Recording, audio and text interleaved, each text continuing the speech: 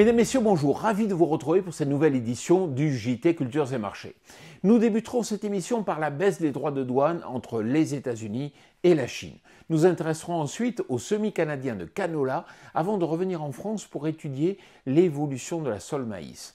Enfin, nous ferons un focus sur la production record de maïs espérée aux États-Unis.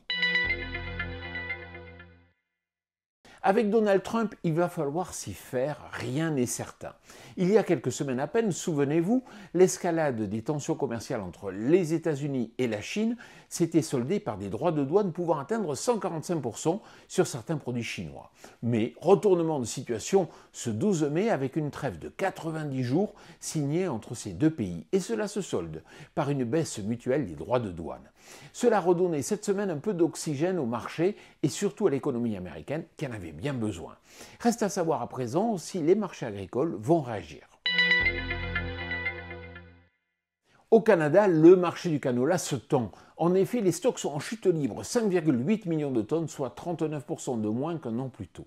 Au champ, les semis viennent tout juste de démarrer, à peine 5% des surfaces sont déjà ensemencées en Alberta et 10% dans les plaines du Saskatchewan. Alors pour l'instant, les conditions climatiques sont bonnes, mais compte tenu du faible niveau des stocks, la moindre déconvenue climatique pourrait faire monter les cours, à suivre donc.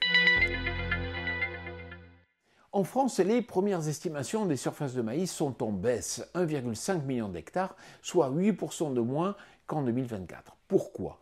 Tout simplement parce que cette année, les cultures d'hiver ont repris du terrain. Où en est-on côté semis ? Il progresse vite car 79% des surfaces sont déjà emblavées contre 53% l'an dernier à cette même date. Mais attention aux zones de sécheresse qui apparaissent localement. L'USDA prévoit pour 2025 une production américaine de maïs de 401,9 millions de tonnes, soit 24 millions de tonnes de plus que l'an passé. En effet, les farmers ont jugé les prix du maïs plus attractifs que ceux du soja. Résultat, les surfaces de maïs progressent de 5%. Au champ, les semis avancent dans de bonnes conditions, pour l'instant, tout du moins. Voilà, le JT Culture et Marché, c'est terminé. Je vous souhaite bien sûr une excellente semaine.